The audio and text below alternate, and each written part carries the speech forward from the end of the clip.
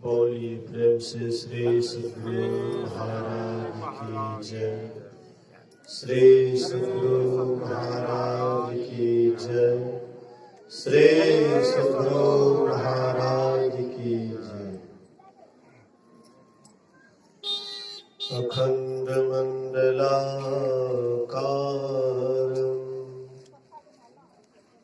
व्याप्तं येन चराचरं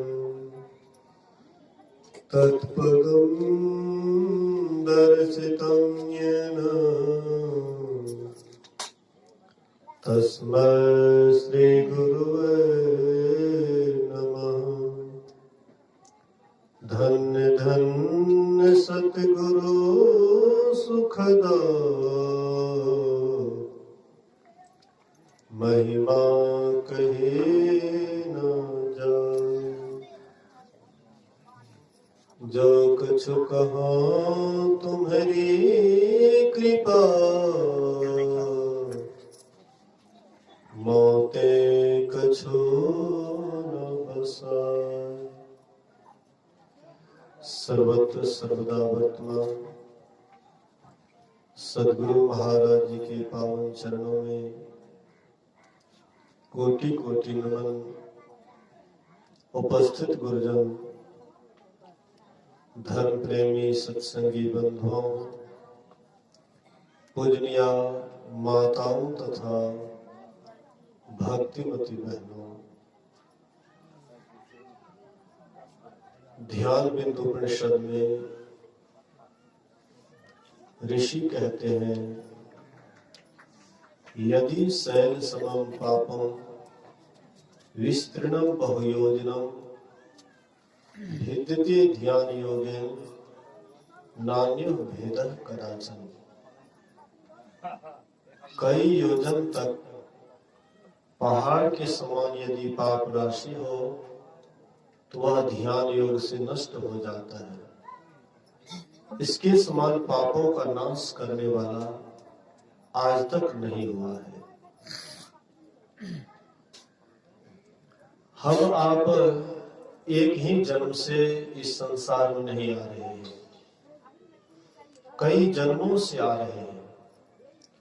और कई जन्मों से आ रहे हैं तो कभी शुभ कर्म होता है हम लोगों से, कभी अशुभ कर्म होता है।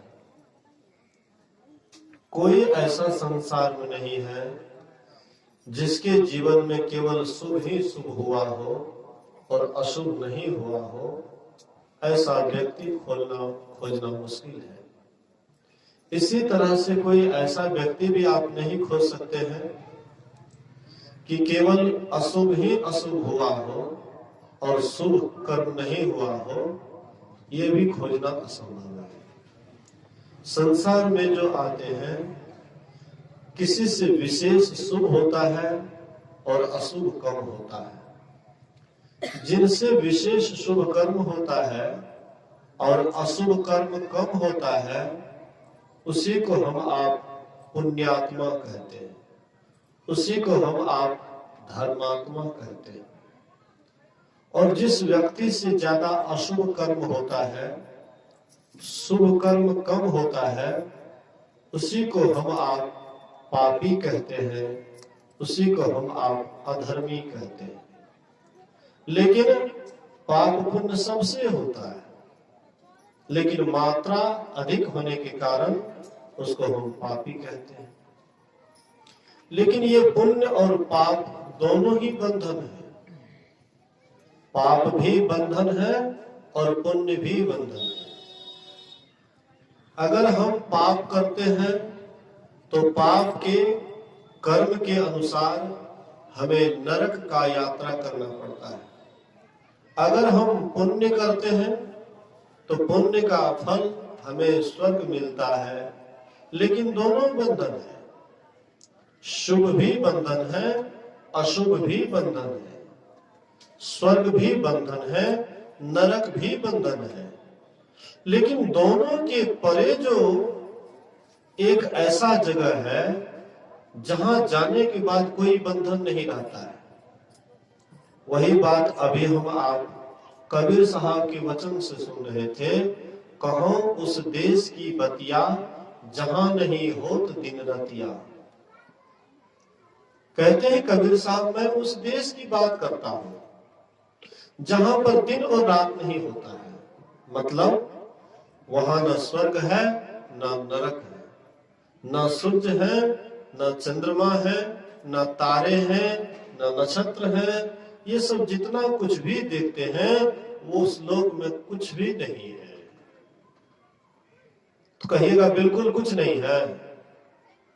बिल्कुल वहां पर इधर का कुछ नहीं है, लेकिन वहां जो है स्वयं आत्मा ही आत्मा रहते हैं। वहां पर केवल आनंद ही आनंद रहता है। सुख दुख से कोई परे परम पद तही पद रहा समाई। सुख दुख से कोई परम परे है, ऊपर है परम पद, जिस पद को समा करके फिर उस पद से कभी लौटना नहीं पड़ता है। तो उसी पद को पाने के लिए ऋषि कहते हैं कि ध्यान योग करना पड़ेगा, ध्यान करना पड़ेगा। ध्यान किसको कहते हैं? ध्यान किस चिड़िया का नाम है? कोई भी हम संसार का काम करते हैं, ध्यान से करते हैं तो वह काम सफल हो जाता है, उसमें सफलता मिलती है। कोई भी काम हो लेकिन ध्यान से करने से उस काम में सफलता मिलती है। और जो काम हम ध्यान से नहीं करते हैं, पूरा ध्यान से नहीं करते हैं, तो उस काम में सफलता नहीं मिलती है। मान लीजिए कि आप रोटी बना रही हैं। अगर आप रोटी बना रही हैं, ध्यान से रोटी बना रही हैं, तो रोटी को जब समय से उल्टाइएगा पुलटाइएगा तो वह रोटी बिल्कुल एकदम फूल करके पूरा बढ़िया हो जाएगा, सिद्ध हो जाएगा। लेकिन वही रोटी है, अगर उल्टाने पुलटाने में थोड़ा सा भी इधर उधर किए तो देखिएगा कि वह पपड़ी सटा हुआ रहता है, बढ़िया से सिद्ध नहीं होता है। खाने वाले को भी आनंद नहीं आता है, खाने वाले भी खुश नहीं होते। लेकिन वही काम अगर आप मन से करते हैं तो वही रोटी बढ़िया बनता है।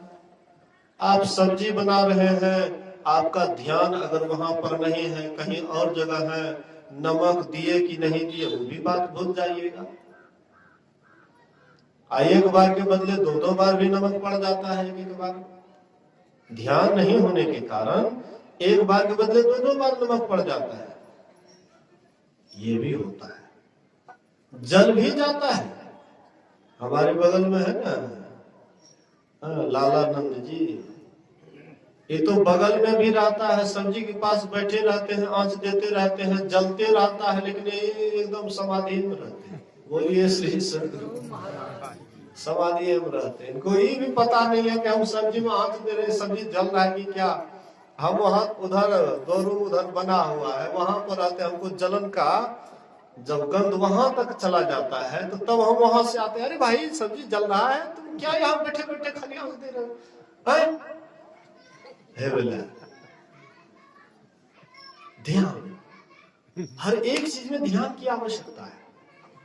कोई भी काम आप ध्यान से कीजिएगा तो वह काम आपका बढ़िया होगा, और वही काम अगर आप ध्यान से नहीं कीजिएगा तो वही काम आपका त्रुटि हो जाएगा, गलती हो जाएगा। तो जैसे आप संसार के काम को भी ध्यान से करते हैं तो वह काम आपका बढ़िया होता है, इसी तरह से परमात्मा का भी जो ध्यान करते हैं वह भी एक दिन परम भक्त हो जाता है, परमात्मा का प्यारे हो जाते हैं, परमात्मा के प्यारे भक्त हो जाते हैं। कारण है कि ध्यान से वह ध्यान करते हैं। ध्यान का ध्यान जो करते हैं वही एक दिन ध्यानी हो जाते, वही एक दिन ऋषि हो जाते हैं, वही एक दिन महर्षि हो जाते हैं, वही एक दिन परमपिता परमात्मा को प्राप्त कर लेते हैं। इसलिए ध्यान की आवश्यकता, हर एक काम में ध्यान की आवश्यकता है। लोग कहते हैं परमात्मा के ध्यान करके कौन जरूरी है, भगवान के ध्यान करके कौन जरूरी है, पूजा पाठ उन्हें क्या लिए भाग अगरबत्ती घुमा दिलिए बस भाग ले, अब ऐसे बेसी करके की करबे।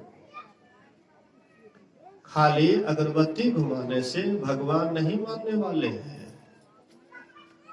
हर हमेशा उसका ध्यान होता रहे, केवल वही आपके दिमाग में, हाँ वही दिमाग में रहे। अगर आप उसका ख्याल करते तो वो भी आपका ख्याल करता है। बोलिए श्री सद्गुरु महाराज। कोई सत्संगी है, अब कोई बाबा खूब उसका ख्याल करते हो सत्संगी का, उस सत्संगी का भी बाबा पर खूब ख्याल रहता है। याद रखिएगा, ये एक दूसरे का मतलब ये पूरक होता है।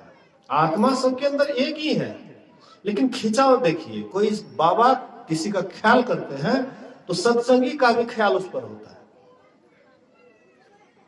किसी का आप याद करते हो, वो भी आपका याद करता है। कोई लड़का लड़की का ध्यान करते हैं तो लड़की भी लड़का का ध्यान करता है, नहीं होता है?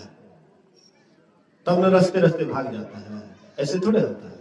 ध्यान एक दूसरे का, ऐसे एक दूसरे के प्रति, लेकिन ध्यान में अंतर है। कोई अच्छाई का ध्यान करते हैं, कोई बुराई का ध्यान करते हैं। कोई अच्छाई का ध्यान करते हैं तो लड़का लड़की का ध्यान एक अलग ध्यान है, उसका वासनात्मक ध्यान है। वह ध्यान उसको गड्ढा में लेकर के गिरता है, वह ध्यान उसको नरक में ले जाकर के गिरता है। लेकिन यही ध्यान अगर परमात्मा की तरफ हो जाता है, गुरु की तरफ हो जाता है, तो जब आप गुरु का ध्यान करते हैं तो गुरु भी आपका ध्यान करते हैं। जैसे आप किसी साधु का ख्याल करते हैं तो साधु भी आपका ख्याल करता है, वैसे गुरु का ध्यान करते हैं तो गुरु भी आपका ध्यान करता है। भगवान कृष्ण से एक बार अर्जुन पूछे कि भगवान पूरा दुनिया आपका ध्यान करता है, पूरा संसार आपका ध्यान करता है, लेकिन आप किनका ध्यान करते हैं? पूरा दुनिया जब आपका ध्यान करता है तो आप किनका ध्यान करते हैं? तो भगवान कृष्ण कहते हैं कि मेरा ध्यान दुनिया करता है तो मैं दुनिया का ध्यान करता हूं। भक्त मेरा ख्याल करता है, मैं भक्त का ख्याल करता हूं। भक्त मुझे मेरा ध्यान करता है और मैं भक्त का ध्यान करता हूं। भगवान कृष्ण कहते हैं कि कोई मेरे तरफ अगर 2 डेग बढ़ाता है तो मैं उसके तरफ 10 डेग बढ़ाता हूं। बोलिए श्री सद्गुरु महाराज। कोई मेरे तरफ अगर 2-4 डेग बढ़ाता है तो मैं उसका 10 गुना ज्यादा, 2 डेग बढ़ाता है तो मैं 10 डेग बढ़ाता हूं। इसलिए अब हमारी मर्जी है कि हम किनका ध्यान करें। अगर संसार के लोग का ध्यान करते हैं, आप संसारी हो जाइएगा। जो कामी आदमी है, कामी का ध्यान कीजिएगा, आप कामी हो जाइएगा। और जो निकामी है, जो परमात्मा में दिन रात लगे हुए, उनका ध्यान कीजिएगा, आप भी वैसे ही निकामी हो जाइएगा। तो आपकी मर्जी है कि आपको ध्यान करना किसका है। यदि शैल समम पापम विस्तृणम बहुयोजनम विद्यते ध्यान योगेन नान्यो भेदः कदाचन। कई योजन तक, 1 योजन होता है 4 कोस का, 4 कोस बराबर 12 किलोमीटर। 1 योजन 4 कोस का। और कहते हैं कि कई 400 कोस तक फैला हुआ पहाड़ के समान यदि पाप राशि है, पहाड़ के समान अगर फैला हुआ पाप राशि है, तो वह भी ध्यान योग से नष्ट हो जाता है। इसके समान पापों का नाश करने वाला संसार में आज तक कुछ नहीं हुआ है। लेकिन ध्यान होगा तब न, सुमरन होगा तब न। सुमरन कहाँ होता है, ध्यान होता है कहाँ? हाँ, ध्यान करने का कोशिश करते हैं, लेकिन होता कहाँ है? बैठते हैं जप करने के लिए तो होने लगता है गप। सोचते हैं जप करेंगे, बड़ा मंसूबा बांध करके अब जा रहे हैं हम ध्यान करने के लिए। हाथ पैर मुंह हाथ धो करके जाते हैं ध्यान करने के लिए। अब ध्यान गुरु महाराज का क्या होगा? अब ध्यान होने लगता है संसार का, बेटा का, बेटी का, धन दौलत, हाँ, जमीन जायदाद, मकान दुकान, इतना आपको ध्यान होने लग जाता है, इतना बिखर जाता है मन ध्यान से उचट जाता है। बैठ लिए ध्यान कर ले, की मन में आना लगे। था। कितना सत्संगी सब खाली टाइम पास करते हैं, आंख बंद करके टाइम पास। हाँ, लोग कहते हमो सत्संगी छिए, हमो सत्संगी छिए, लोग हमरो कहते सत्संगी छिए, भजन वेद हमो लेने छिए। आंख बंद या डिब्बा गए, आंख बंद कर डिब्बे गए छै, बैठे छी ध्यान करे के लिए गुरु महाराज के, या ध्यान होला छै बेटा बेटी के, धन संपत्ति के। संत महापुरुष कहते हैं इसको ठीक कीजिए, जीते जी ठीक कीजिए। ये नहीं कि बस थोड़ा बहुत ऐसे आंख बंद किया, ध्यान में मन नहीं लगा, ऐसे ही पूरा जिंदगी बिता दिए, आपका जीवन वैसे ही बर्बाद हो जाएगा, कुछ नहीं मिलेगा। ये बेटा बेटी किसी को आज तक मिला है? मिल करके भी बिछुड़ जाता है। बेटा मिलता है, सब दिन रहता है, बेटा आपके साथ जाता है, बेटा कौन है बेटा किसका, कौन बाप किसका है? कोई किसी का नहीं है। ये झूठे नाता है, लगता है सच्चा है लेकिन सब झूठे हैं। ऐसा जाल परमात्मा रच दिए हैं, यही जाल में उलझा करके लोग दम तोड़ देते हैं। अब बाद बाकी अकेले जाते हैं, आए भी अकेले और जाना भी है अकेले, और बीचे में झगड़ा के पीछे अपना माथा खपा देते हैं, जीवन बेकार कर देते हैं, व्यर्थ यहाँ से चले जाते हैं, कुछ भी हाथ नहीं लगता है। लेकिन मन में सोचते हैं कि बहुत कुछ हाथ लगा है, बेटा है, बेटी है, खूब बढ़िया सुंदर मकान बनाए हैं, क्या नहीं है मेरे पास? लगता है कि हमने बहुत कुछ पाया, लेकिन बहुत कुछ पा करके भी आपने कुछ भी नहीं पाया। सब आपके लिए जितना भी कुछ सोचते हैं कि हमारा ये सब है, सब बेकार है। हाथी घोड़ा खाक है, कहे सुने सो खाक, कहे सुने सो खाक, खाक है मुल्क खजाना। ये जितना भी कुछ देख रहे सब खाक में मिलने वाला है, कोई नहीं है। लेकिन परमात्मा का नाम ही एक पाक है, पवित्र है। परमात्मा का नाम कभी जलता मरता नहीं है, कभी सड़ता गलता नहीं है, इसमें कभी आग नहीं लगती है, ये सदा अजर अमर है। इसलिए एक परमात्मा के नाम ही पाक है, और इधर जितना भी सब खाक है। इतना जो जाना है सब खाक धूल छाना है, संसार का जितना भी ज्ञान है सब खाक धूल के समान है, कुछ भी आपको काम में आने वाला नहीं है। परमात्मा का एक नाम ही, सुमिरन ध्यान ही उनका, हाँ भजन ही आपके साथ में जाने वाला है। इसलिए हम आप जब ध्यान करते हैं तो जो अच्छी तरह से ध्यान करते हैं, सब ख्याल को मोड़ करके ध्यान करते हैं, और ध्यान करने से पहले दिन में उसका ख्याल कहाँ है, वो भी जिसका ठीक है उसी का ध्यान हो पाता है। अभी आप दिन में कुछ से कुछ मन में अंट संट सोचिएगा, है? दिन में आप कुछ से कुछ अंट संट सोचिएगा, और सोचिएगा कि 5-10 मिनट आंख बंद कर लेंगे तो ध्यान हो जाएगा, नहीं होगा। दिन में भी आप जो काम करते हैं तो ख्याल आप कहां लगा करके रखते हैं, इस पर ध्यान देना होगा। आपकी प्रवृत्ति जिधर रहेगी, आप ध्यान के समय में वही चीज आपके सामने में आएगा। आपकी प्रवृत्ति किधर जा रही है, आपका ख्याल कहां जा रहा है, आप सोच क्या रहे हैं, क्या सोच रहे हैं?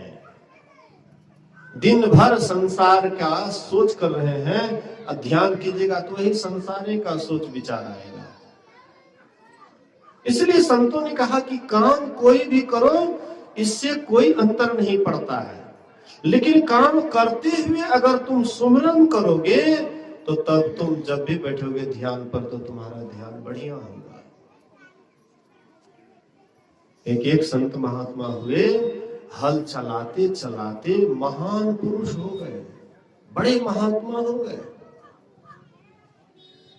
संत बुल्ला साहब,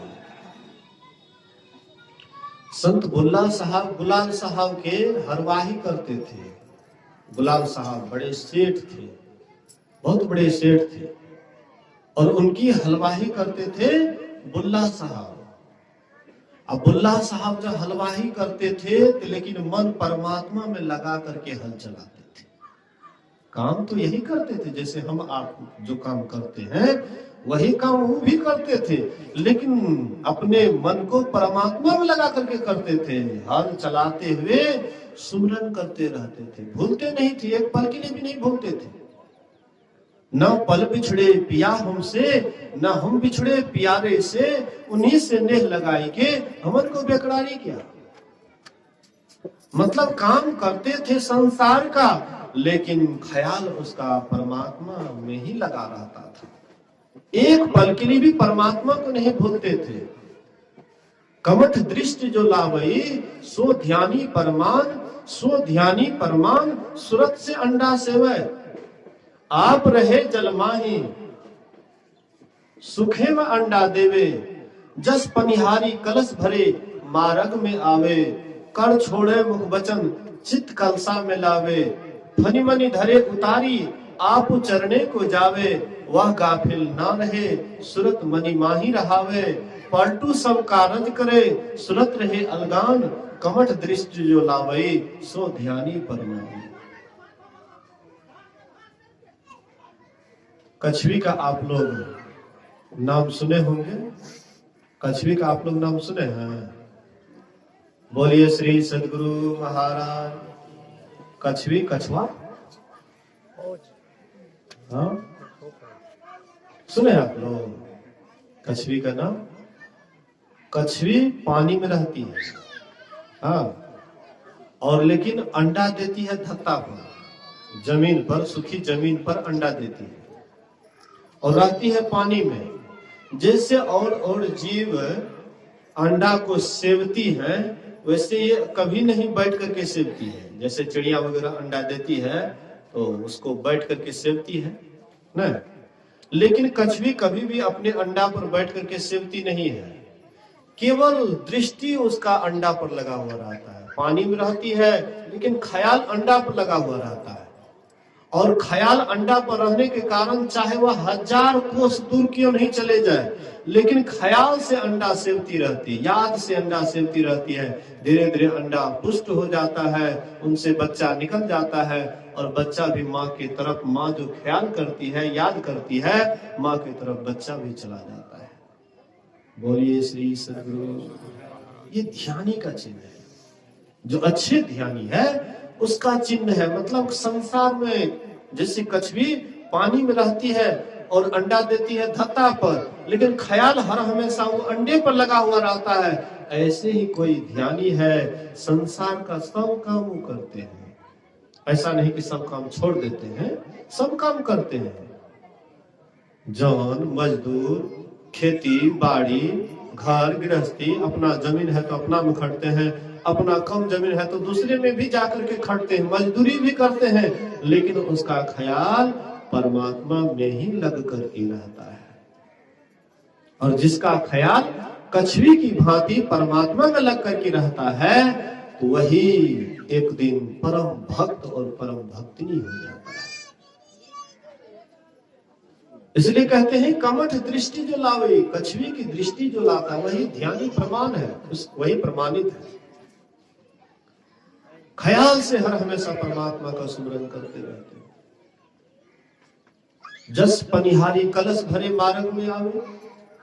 पनिहारिन पुराने जमाने में इधर भी, आजकल मरुस्थल में, देहात में, राजस्थान मरुस्थल में, देहात में, जहां पर पानी की व्यवस्था नहीं है, वहां के माँ बहने घड़ा लेकर के जाती है।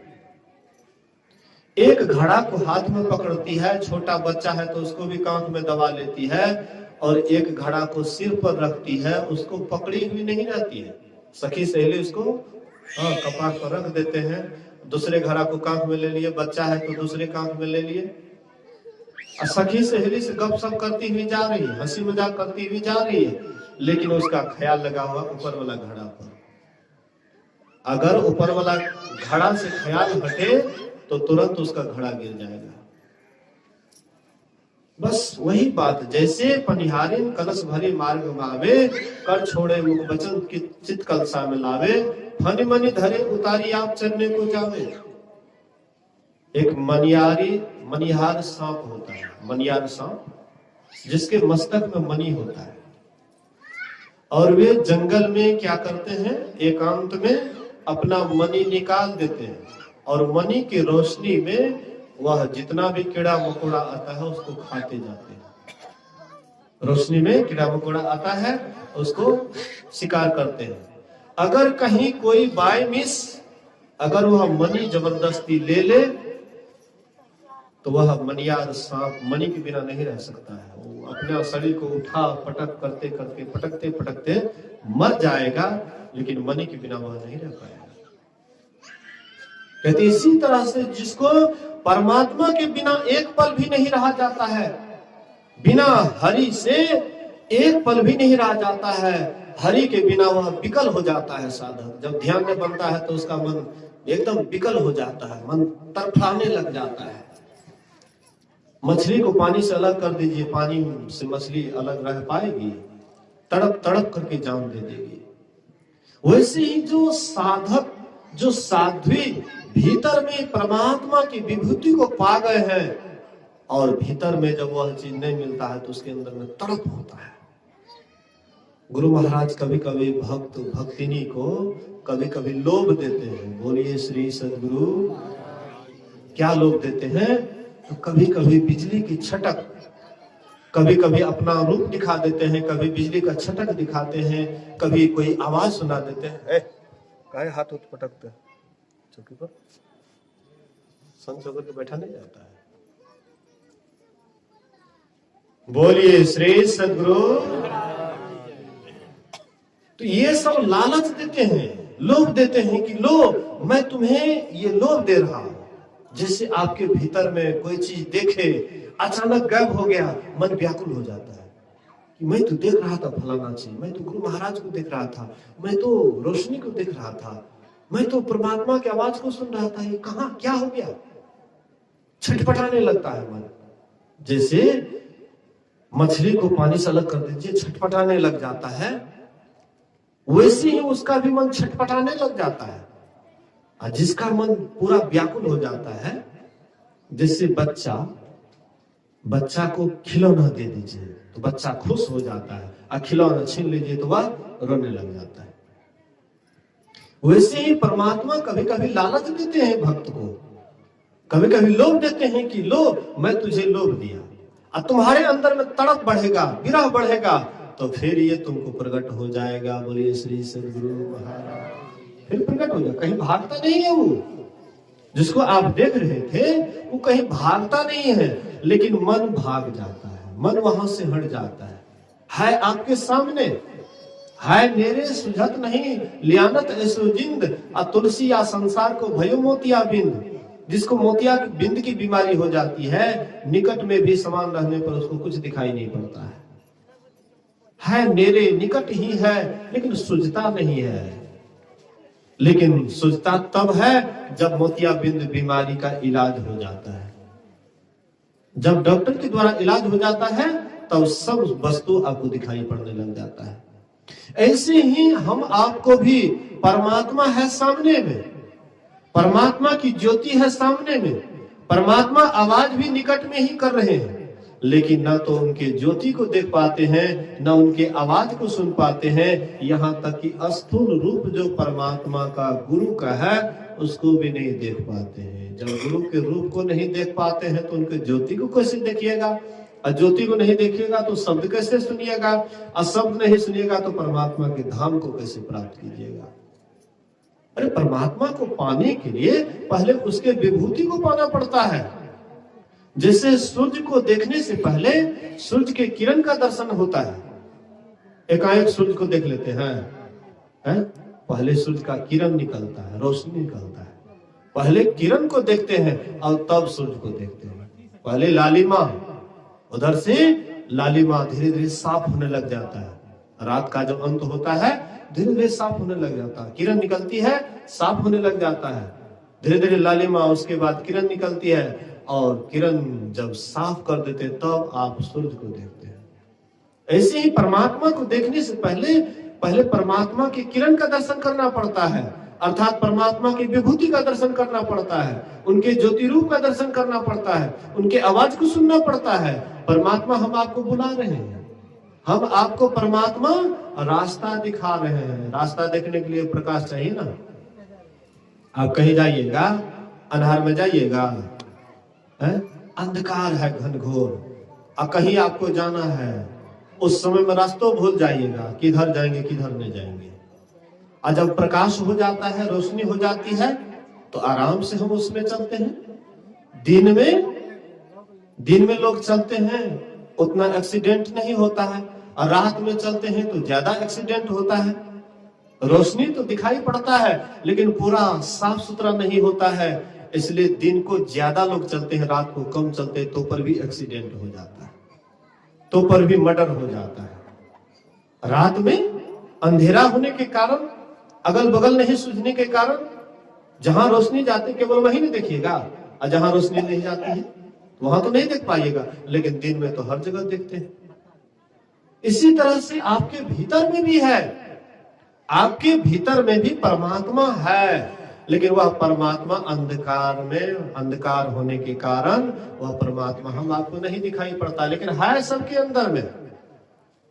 घट घट में वह साईं रमता, घट घट में वह साईं परमात्मा रम रहा है। किसी के अंदर में परमात्मा है या किसी के अंदर नहीं है, ऐसी बात नहीं है।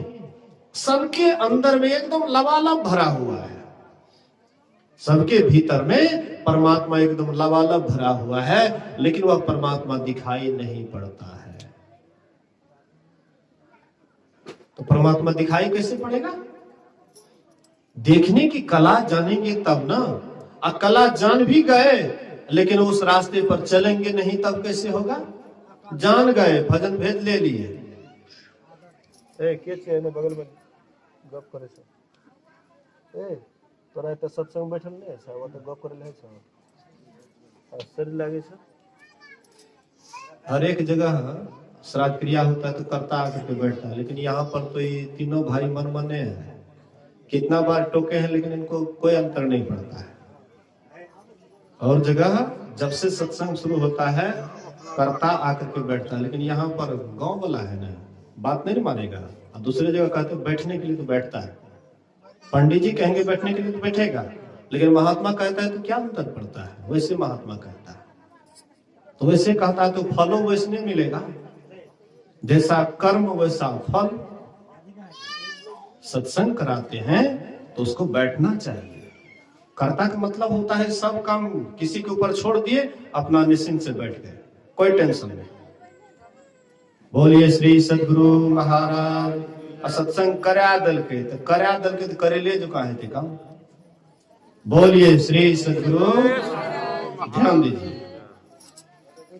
तो मैं कह रहा था कि आपके भीतर में परमात्मा लबालब भरा हुआ है, लेकिन वह परमात्मा दिखाई नहीं पड़ता है। क्यों नहीं दिखाई पड़ता है? तो अंधकार रहने के कारण। गुरु महाराज कहते हैं, उधर मत ध्यान दीजिए, इधर ध्यान दीजिए। बोलिए श्री सदगुरु। गुरु महाराज जी कहते हैं, घटवा घोर रे अंधारी श्रुति अंधरी भई, सुध बुद्धि भागी तम गुण लागी, गुरु ने शुद्धि दई। टकुआ ताकन दियो बताई, टकुआ ताकन दियो बताई, तिल खुल तिमिर फटी, घटवा घोर रे अंधारी श्रुति आंधरी भई। घटवा मतलब घट में, शरीर के अंदर में, घटवा घोर मतलब घनघोर अंधकार भरा हुआ है। ऐसा अंधकार कि कुछ भी नहीं सूझता है।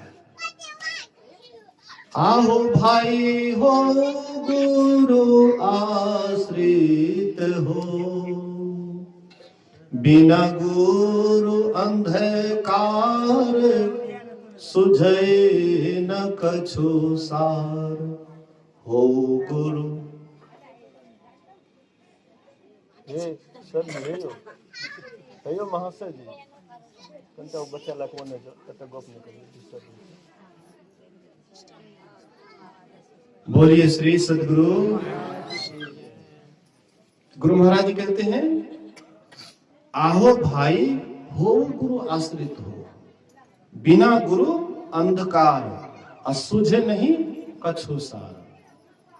हो गुरु आश्रित हो, मतलब बिना गुरु का अंधकार ही अंधकार छाया हुआ रहता है, कुछ सार चीज नहीं दिखाई पड़ता है, सब असारे असार। गो गोचर जा लगी मन जाई, असो सब माया जानो भाई। जो भी इंद्रियों से मन से आप देखते सुनते हैं, सब माया ही माया है, झूठा ही झूठा है, असत ही असत है। इसलिए सार चीज नहीं दिखाई पड़ता। सार कब दिखाई पड़ता है? जब गुरु युक्ति से ताको गगन में, तब झलके एक तारा रे, वह तारा गुरुदेव बतावे, ज्योति महल का द्वारा रे। द्वितीय नक्षत्र और छठा चंद्र का ज्योति प्रभा नियारा रे। कहते हैं महर्षि साईं स्वामी महाराज कहते, गुरु जुक्ति से जो भजन भेद लेकर के, जुक्ति लेकर के मनोयोग पूर्वक ध्यान करते हैं, अंतराकाश में दृष्टि को टकटकी लगा करके देखते रहते हैं। जैसे स्वाति नक्षत्र में चातक पक्षी आकाश में मुंह बाए हुए रहते हैं, प्यास से भले ही उसका प्राण सूख जाए, लेकिन वे दूसरे पानी को नहीं लेते हैं, नहीं ग्रहण करते हैं। शराब किए कोनो बात नहीं छै, वो अपन काम करते हैं, हमरा अपन काम करे छिए। बोलिए प्रेम से श्री सद्गुरु। तो क्या कहते हैं? गुरु जुक्ति से ताको गगन में, तब झलके एक तारा रे, वह तारा गुरुदेव बतावे, ज्योति महल का द्वारा। लेकिन उस प्रकाश को कौन पाएगा? जो एकाग्र मन से ध्यान लगाएंगे।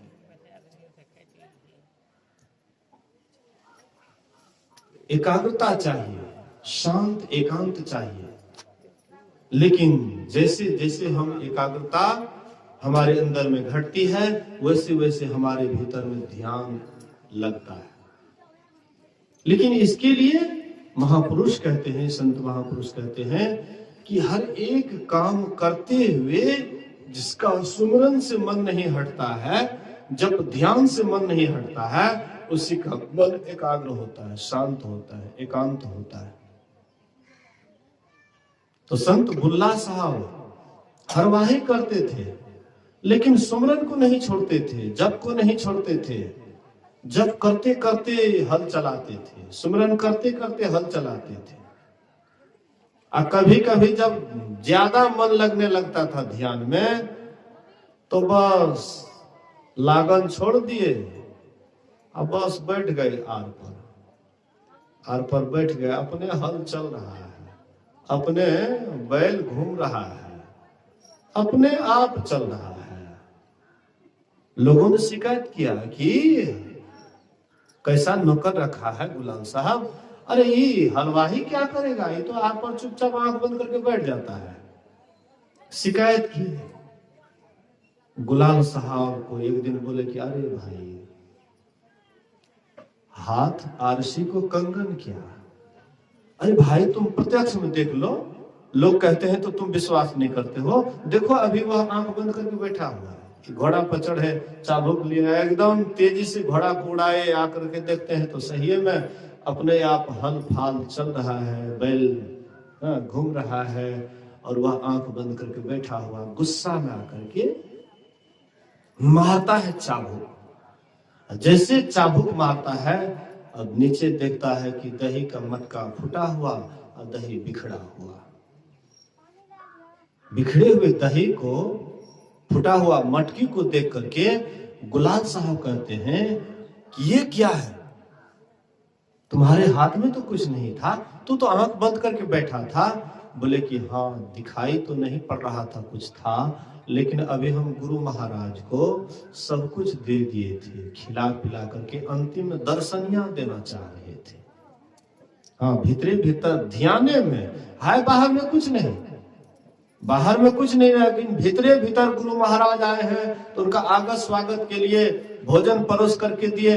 अंतिम में दही देना चाह रहे थे, तब तक में तुम मेरे ध्यान को उचट दिया, तोड़ दिया। और देखो दही का मटका फूटा हुआ, दही बिखरा हुआ। गिर जाते हैं चरण पर, कहते महाराज क्षमा कर दीजिए, मुझसे बड़ी भूल हो गई, मुझसे बड़ी गलती हो गई। बुल्ला साहब कहते हैं गलती तो हमसे हो गई कि अभी तक हम माया का गुलाम बने हुए हैं, अब मैं तुम्हारा हलवा ही नहीं करूंगा, वो परमात्मा का अब गुलामी करूंगा,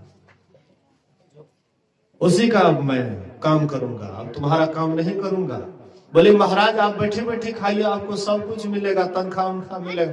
बोले कि आप तुम्हारा नहीं नौकरी करेंगे, अब उसी का करेंगे।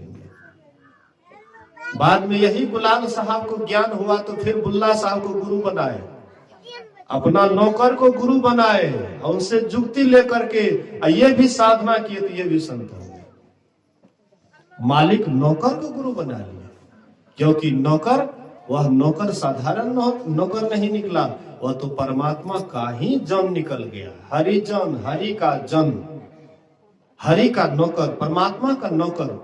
तो परमात्मा का नौकर कौन? जो सुमिरन हर हमेशा करता है। हरिजन, हरि का जन, परमात्मा का मजदूर। परमात्मा का मजदूर वही है जो दिन रात रहता है संसार में, लेकिन परमात्मा में मन लगा करके रखता है। सुमिरन विधि लेहु जानी, गुरु ही रिझाओ हो। सुमिरन विधि को जान लो, गुरु को रिझाने का तरीका। गुरु को कैसे रिझाओगे?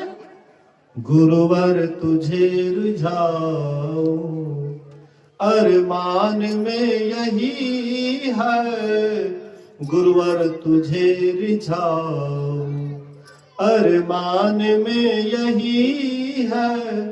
अफसोस क्या करूं मैं, अफसोस क्या करूं मैं, सामान कुछ नहीं है,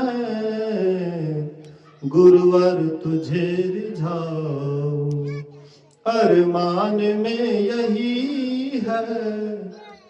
हमारे ललन जी ढोलक बजा रहे हैं, अभी ढोलक दे देंगे तो इसका सब गायब हो जाएगा। ताल मारता है जैना, जाम पर ताल मारे में कते अथी लगे, चाहे ढोलक देते तो सब ताल गए। तो भीतरे भीतर मगन हुई है, बाहर में नहीं। हाथ को नहीं चलाना है, भीतरे भीतर प्रवचन सुन करके, भजन सुन करके भीतरे भीतर मगन होना है। तो यहाँ पर महर्षि शाही स्वामी महाराज कहते हैं, तन मन वचन तुम्हारी सेवा में कुछ लगाता। कहते हैं ये तुम्हारा ही, शरीर भी तुम्हारा है, मन भी तुम्हारा है। तन मन वचन, ये जो बोल रहे हैं ये भी तुम्हारा ही है। तन मन वचन तुम्हारी सेवा में कुछ लगाता, पर हाय बदनसीबी। लेकिन ये मेरी बदनसीबी है, और ज्ञान कुछ नहीं है। मेरे हृदय में कोई ज्ञान नहीं है कि कैसे आपको रिझाऊंगा। गुरुवर तुझे रिझाओ, अरमान में यही है। हे नाथ भूल सारे, दुर्गुण शरण में ले लो। पूज्य बाबा कहते हैं गुरु महाराज से, हे नाथ, हे प्रभु, हे गुरुदेव, हे नाथ भूल सारे, जितने भी भूल है, हमारे दुर्गुण है, सब अपने शरण में ले लो। हे नाथ भूल सारे, दुर्गुण शरण में ले लो। इसके सिवाय साही, इसके सिवाय साही, अरमान कुछ नहीं है। कहते इसके सिवा कुछ भी अरमान नहीं, और कुछ अरमान नहीं, ना धन की, ना दौलत की, ना बेटा की, ना बेटी की, ना घर की, ना मकान की, कोई अरमान नहीं है। बस एक ही अरमान है कि हमारे दुर्गुण को आप अपने शरण में ले लीजिए। गुरुवर तुझे रिझाओ, अरमान में यही है। अफसोस क्या करूं मैं, सामान्य कुछ नहीं है। करके कृपा अहेतुक यदि तो न रीझ जाओ, मुझ दीनहीन का हित मेरे जैसे दीनहीन का हित कहां पर होगा। मुझ दीनहीन का हित हरगिज कहीं नहीं है। संसार में कहीं भी हमारा हित नहीं है। तुम्हारे सिवा हित करने वाला संसार में और कोई जगह नहीं है।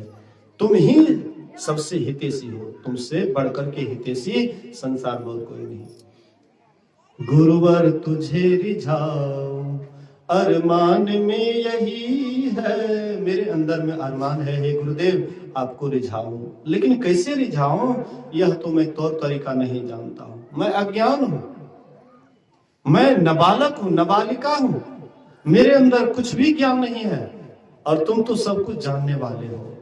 गुरु के प्रति ये विनीत भाव एक एक महापुरुष कैसे रखते हैं। कहने का मतलब संत महापुरुष कहते हैं कि हमारे अंदर में जितना भी दुर्गुण है, जितना भी अवगुण है, जब तक हम उस परमात्मा की तरफ नहीं जाएंगे ये अवगुण खत्म होने वाला नहीं है। इसलिए संत महापुरुष कहते हैं आप भीतर में चलिएगा, परमात्मा का दर्शन होगा, परमात्मा का साक्षात्कार होगा। परमात्मा बड़े दयालु हैं, बड़े दयालु हैं। हम लोग परमात्मा में ही पहले थे, परमात्मा ही थे, परमात्मा में ही थे। हमें परमात्मा में कोई अंतर नहीं था, लेकिन परमात्मा में मौज हुई, कंपन हुआ, कंपन से शब्द हुआ, शब्द से प्रकाश हुआ और प्रकाश से अंधकार हुआ। हम निःशब्द के वासी, हम निःशब्द में रहने वाले, परमात्मा में रहने वाले। लेकिन परमात्मा में जैसे मौज होती है तो कंपन होता है, कंपन करते हिल डोल को। जैसे हिल डोल हुआ उससे शब्द हुआ, अशब्द हुआ तो हम लोग निःशब्द से शब्द में आ गए, अशब्द से आ गए प्रकाश में और प्रकाश से अंधकार में पड़े हुए हैं। इसीलिए आंख बंद करिए तो क्या दिखाई पड़ता है? अंधकार। नहीं, आंख बंद करने के बाद आप आंख खोल करके देखते हैं तो बाहर संसार को देखते हैं, आंख खोल करके देखते हैं तो संसार को देखते हैं। आपको अपने को देखना है, अपने आप को देखना है तो संसार का देखना बंद करना पड़ेगा। तो आंख खोल करके देखते हैं तो संसार को देखते हैं, आंख बंद करके देखिएगा तो अपने को देखिएगा। और जब अपने को आंख बंद करके देखते हैं तो एकदम घनघोर अंधकार दिखाई पड़ता है, उसमें कुछ हो नहीं सूझता। न अपने आप को देख पाते हैं, न परमात्मा को देख पाते हैं। घर में बहुत सामान है, पलंग है, कुर्सी है, टेबल है, सारा व्यवस्था है, लेकिन अंधकार होने के कारण आप जाते हैं, कुर्सी से ठोकर लग जाता है, पैर में जख्म हो जाता है, पलंग से ठुकरा जाते हैं, चोट लग जाती है, कितने का पैर भी टूट जाता है। एक पति पत्नी था, उनको बाल बच्चा नहीं हो रहा था, संतान नहीं हो रहा था। डॉक्टर जवाब दे दिए कि भाई अब आपको संतान नहीं होगा, बाल बच्चा नहीं होगा। तो उसकी पत्नी कहती है कि अब तो डॉक्टरों जवाब दे दिया है, अब तो बाल बच्चा नहीं होगा, तो कम से कम हम लोग बोल करके भी तो संतान सुख ले लें। मुंह से बोल करके समझते हैं कि अब नहीं होगा, मान लिए, अब सगरे से जवाब मिल गया, लेकिन कम से कम बोलियों के द्वारा, वचनों के द्वारा कम से कम सुख ले। तो पति को कहते मान लीजिए, अरे संतान नहीं होगा ये बात तो प्रमाण है, लेकिन मान लीजिए कि अगर एक संतान हुआ उसको कहां सुलाएंगे? तो पति क्या करते हैं तो थोड़ा सा उधर हट जाते हैं, कहते हैं कि यहाँ पर सुला लेंगे, हाँ एक बच्चा होगा यहाँ पर सुला लेंगे। तो उसकी पत्नी कहती मान लीजिए संतान तो नहीं होगा, मान लीजिए एक हुआ, उसके बाद अगर दूसरा हो जाएगा तो कहाँ सुलाएंगे? तो फिर हट गए, हाँ एक बच्चा की जगह छोड़ करके बोले कि यहाँ सुलाएंगे। उनकी पत्नी कहती अब मान लीजिए कहीं तीसरा हो गया तब कहाँ सुलाएंगे? तो फिर थोड़ा घसक गया, कंची पर आ गया, कहते यहाँ सुला लेंगे। बोले कि मान लीजिए कि और एक हो गया तब कहाँ सुलाएंगे? बेचारा कंची पर था, जैसे ही उधर हुआ कि बस धड़ाम से गिरा, पैर टूट गया। बोलिए श्री सदगुरु महाराज। पैर टूट गया। दिन में लोग पूछते थे हे वो क्या ना भला हो, हो की कहबा संतान सुख ले मत तोरा डॉक्टर कह दिल कि आप बाल बच्चा नहीं है तो संतान सुख। अरे बोल के की कहबे नाना बाप टांगो टूट गेल, झूठा संतान के सुख ले टांगो टूट गेल। ऐसे ही संत महात्मा कहते संसार का ऐसा ही सुख है। संसार में जितना भी आप सुख देखते हैं सब दुखे देने वाला है। कोई आपको परमात्मा की तरफ ले जाने वाला नहीं है। परमात्मा की तरफ ले जाने वाला बस संत महापुरुष ही एक है संसार में, जो कि आपको सही दिशा निर्देश कर सकता है, सही मार्ग दिखा सकता है, जहां जाकर के आपको परमात्मा का दर्शन हो जाए। लेकिन वह कहीं बाहर में नहीं है परमात्मा कि हम बाहर में जाकर के दौड़ करके परमात्मा को पा लेंगे। लेकिन वह परमात्मा हमारे भीतर में है, हम भी इसी शरीर के भीतर में हैं। हम लोग कहाँ हैं? बोलिए श्री सद्गुरु। हम लोग कहाँ हैं? शरीर के अंदर में है। शरीर के अंदर में है तो कहाँ है? अगर आपको पूछे कि आप इस शरीर में कहाँ हैं, इस तन में मन कहाँ बसत है, निकस जाए के ही ठोर, आ गुरुगम है तो परखी ले ना तर कर गुरु और। कहते इस शरीर में तुम्हारा कहाँ बसा है? तो कहते हैं कि नहीं जानते इस शरीर में कहाँ बसा है। तो गुरु के पास जाओ, अच्छे गुरु के पास जाओ, पूछो कि हमारे शरीर में यहाँ इस शरीर में कहाँ पर हमारा बसा है। तो कबीर साहब कहते हैं इस तन में मन कहाँ बसता है, निकस जाए के ठोर, गुरुगम है तो परखी ले ना तर कर गुरु और। किसी और के पास जाओ, गुरु के पास, और सुनो, सीखो कहाँ रहते हो। तो कहते हैं नैनो माही मन बसाए, निकस जाए न ठोर, और गुरुगम है तो परखी ले। गुरुगम भेद बताया सब संतन सिरमौर। कहते नैनो माही मन बसे, कहते नैनो में आपका निवास है। आप कहाँ रहते हैं? आंख में रहते हैं। आपसे पूछे कि आप किस आंख में रहते हैं? बोलिए श्री सद्गुरु। आपसे कोई पूछे किस आंख में रहते हैं तो आप क्या कहिएगा? दहना में कि बामा में? तो एक आंख और है, दाया और बाया के बीच में शिव नेत्र, तीसरा तिल, दसम द्वार, वहीं पर हम आप रहते हैं। ये माई दाई यहाँ पर बिंदिया लगाती है, ये कौन सी का चिन्ह है? बिंदिया काहे लगाती है? एक तरह से श्रृंगार है, लेकिन श्रृंगार के पीछे भी उसका रहस्य छिपा है। ये बिंदिया इसीलिए लगाती है कि संकेत करता है कि यहीं पर तुम्हारा 10वां द्वार है।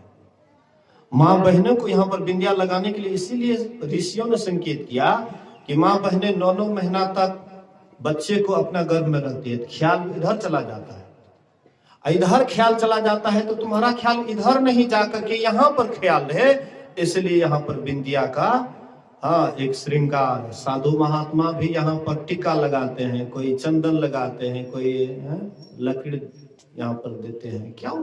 कारण क्या है? इस संकेत करता है। आप लोगों का तो श्रृंगार है, लेकिन महात्मा का कौन श्रृंगार है? यहाँ पर टिक्का लेता है। वहां पर संकेत के लिए कि हम जो भूल जाते हैं 10वें द्वार को, 10वां द्वार बराबर याद रहे, इसीलिए यहाँ पर टिक्का लगाते हैं, बराबर बिंदिया लगाते हैं, इसलिए यहाँ पर चंदन करते हैं, वही ख्याल के लिए। और कोई रहस्य नहीं है, और कोई विशेषता नहीं है। तो यहीं पर आपका बसा है, यहीं पर आपका निवास है।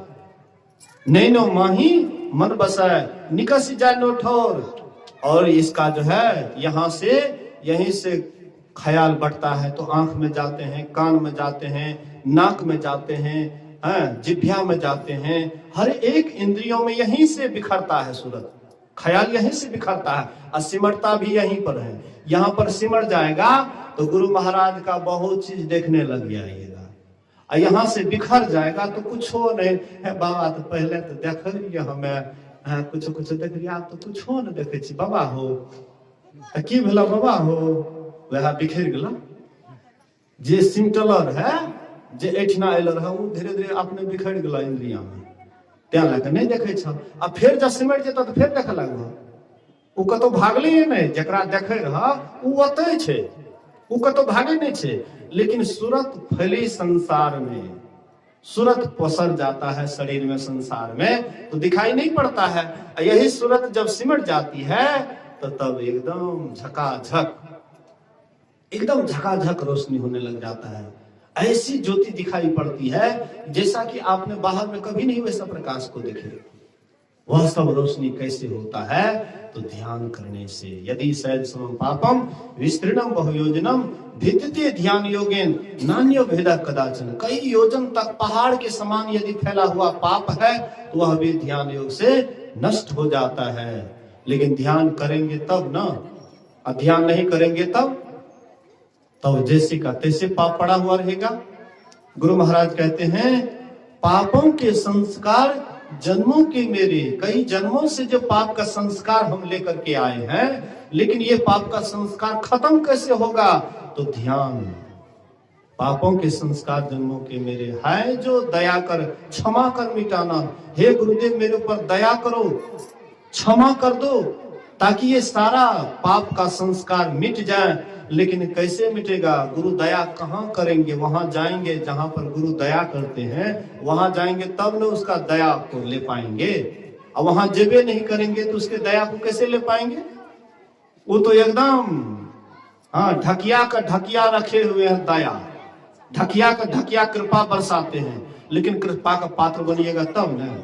बारिश सब जगह होती है लेकिन पानी हर जगह नहीं ठहरता है, पानी हर जगह नहीं ठहरता है। जहां पर ऊंचा है, टीला है, वहां पर भी बारिश हर जगह होती है समान मात्रा में, लेकिन वह टीला पर पानी नहीं टिकता है, वहां से गड़क करके जहां गड्ढा है वहां चला जाता है। वैसे ही आपके भीतर में अगर श्रद्धा रूपी गड्ढा है तो परमात्मा गुरु का वर्षा हो रहा है, कृपा कर रहे हैं। लेकिन श्रद्धा रूपी गड्ढा है तो आपके हृदय में जाकर के वह कृपा ठहर जाएंगे और आपको अनुभूति होने लगेगी। और जैसे आपका टीला हुआ, श्रद्धा कमी हुई, ध्यान भजन में कमी किए, सूरत बिखर गया, संसार में फैल गए, मोह ममता में जकड़ गए, तो जैसे उधर जकड़ते जाएंगे वैसे परमात्मा से हटते जाएंगे। संसार से निकट होइएगा तो परमात्मा से दूर, और परमात्मा से जब निकट होइएगा तो संसार धीरे धीरे दूर होने लगेगा। और दूर होने का मतलब ये नहीं है कि आप बाल बच्चा को छोड़ करके या कहीं पहाड़ पर चले जाएंगे, सो बात नहीं। रहिएगा आप घरे में, रहिएगा परिवार के अंदर, लेकिन सबके अंदर रहते हुए भी सबसे आप दूर रहिएगा। सब में रहिए, सब में रसिए, सब में बसिए, रहिए अपने ठाम, हाँ जी करते रहिए, रहिए अपने ठाम। सबको हाँ जी करते रहिए, कहीं जाना नहीं है, कहीं भागना नहीं है, जहां वही रहेंगे, लेकिन वहां रहते हुए भी वहां से अलग हट करके रहेंगे। बाल बच्चा में रहते हुए भी बाल बच्चा से अलग रहेंगे, घर परिवार में रहते हुए भी घर परिवार से अलग रहेंगे। तो कौन रहेंगे अलग? कौन रहेंगे शरीर में रहते हुए शरीर से अलग? जो सुमरन विधि ले हूं जानी गुरु ही रिझाई हो। जो सुमरन के विधि को जान लेंगे, करते काम करो विधि नाना, असुरत राखो जहां कृपा निधाना। हाथ से काम करते हैं लेकिन ख्याल से हर हमेशा गुरु मंत्र का जप करते हैं, कभी गुरु रूप का ध्यान करते हैं, कभी दृष्टियों की क्रिया करते हैं। मतलब मन को गुरु में ही किसी तरह से लगा करके रखते हैं। मने मन सत्संग का याद करने लगे। हाँ, सपना में भी कितना सत्संगी सत्संग करते हैं बाबा के साथ, क्योंकि ख्याल उसका बराबर सत्संग में लगा रहता है, इसलिए सपना में भी सत्संग करते हैं। ध्यान में उसका ख्याल लगा रहता है, इसलिए सपना में भी ध्यान ही करते हैं। तो जिधर का ख्याल आपको बारंबार होगा वही आपको ध्यान में भी होगा, वही सपना में भी होगा। अब हमारी बहादुरी है कि इस मन को किधर लगाएं। आप संसार में लगाइएगा तो आपके समान कोई कंगाल नहीं, अगर आप परमात्मा में लगा करके रखिएगा तो आपके समान कोई मालूम माल नहीं। भले ही आपके पास में बाहरी संपत्ति हो या नहीं हो, उससे कोई अंतर नहीं पड़ता है, लेकिन भीतरी संपत्ति जिनके पास में हो जाता है वे बादशाहों के बादशाह हो जाते हैं, शहंशाहों के शहंशाह हो जाते हैं। उनके सामने बड़े बड़े बादशाह फीका पड़ जाते हैं, लेकिन जिनके भीतर में वह संपत्ति मिल जाता है तब। लेकिन वह संपत्ति पाने के लिए आपको कुछ पाने के लिए कुछ खोना पड़ता है, कुछ खो करके कुछ पाया जाता है। कुछ पाने के लिए कुछ खोना सीखो और कुछ खो करके कुछ पाना सीखो। तो कैसे हम खो करके पाएंगे? जब तक संसार को नहीं खोएंगे तब परमात्मा को नहीं पा सकते। संसार को कैसे खोएंगे? शरीर से भले ही हम संसार से अलग रहें या ना रहें, लेकिन मन से सदा संसार से अलग रहना पड़ेगा। बाल बच्चे से, शरीर से भले ही हम अलग रहें या ना रहें, लेकिन मन से बाल बच्चे से अलग रहना पड़ेगा हर हमेशा। हाँ, हर हमेशा सर्व क्षण गुरु मन जो में ही रहे हो, अनिश्चय निर्वाण होए संत सब कहे हो। सर्व क्षण हर हमेशा गुरु मन, जो गुरु का मन क्या है? गुरु में जो अपने मन को लगा करके रखते हैं, हर हमेशा सर्व क्षण गुरु मन जो में ही रहे हो। गुरु महाराज कहते हैं अगर इस तरह से रहोगे तो अवश्य ही तुमको क्या मिलेगा? तो मोक्ष। सर्वक्षण गुरु मन जो में ही रहे हो, निश्चय निर्वाण हुए, निश्चित तुमको निर्वाण होगा, इसमें दो बात नहीं। संत सब कहे हो, गुरु महाराज कहते मैं अकेले नहीं कहता, सभी संत ऐसा कहते हैं, लेकिन सभी संत के बात को मानोगे तब ना भवसागर पार करोगे। इसलिए महापुरुष जो कह गए हैं वही सत्य बात है, बाद बाकी इधर का जो भी बात है सब झूठा है। महायन गता सुपंथा, महापुरुष जिस रास्ते पर चलते हैं वही असली रास्ता है, और उसी रास्ते पर जो जीव चलते हैं वही जीव परम पिता परमात्मा को प्राप्त करके सदा के लिए मोक्ष का भागी बन जाते हैं। फिर उसको आवागमन में आना नहीं पड़ता है। ये बात को सुनिए, समझिए और अपने जीवन में उतारने का प्रयास कीजिए। इसी वाणी के साथ अभी का प्रवचन विराम देता हूँ। फिर